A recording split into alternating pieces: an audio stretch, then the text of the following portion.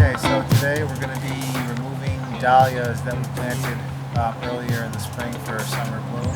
This is what they look like right now after they've already gotten hit by the frost and we've cut them back. So the whole idea here today is to take them out and store them in some dry leaves, or people use sawdust as well. Unfortunately, we don't have any dry leaves today. We'll have to wait for a drier day and get some drier leaves to store them. See, we have this fresh mulch here, and we want to conserve as much mulch as possible, for a lot of reasons, because number one, it's not cheap, and number two, it's going to save us work in the long run. We have a nice area to work, nothing's in our way, that's important. Now we're going to just really go for it and remove as much mulch as we can around the entire plant, and that way we know we're going to get all of it and we don't have to worry about breaking the bulb up if we don't want to. So that is step one.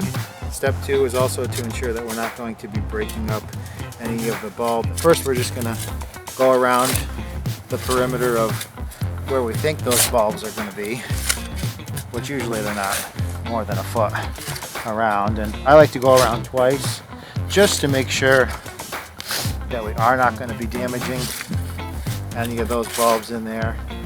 And actually, fun fact about dahlias is they're edible. If anybody has tried them, they can let me know. Should pop out pretty easily. Now each year these get bigger and bigger and bigger, which is cool because we can plant them in more and more spaces.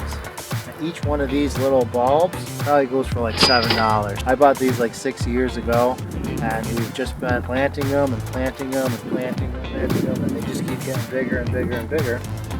They are annual, but you can save them. I keep mine in the basement. You can't keep them in like a shed or anything because 50 degrees is pretty much where you want them to live. So then once that's out of the ground, I'll cut these all the way back. Try to shake as much dirt as you can out of them, and then you store them like this. Now you can either store them whole or take the shovel and kind of cut it in half, and then come May next year we'll have two big plants.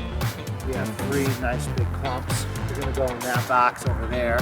So we're going to do a nice layer of dry leaves, put the dahlias in, nice layer of dry leaves on top, throw them in the basement, and think about it in May.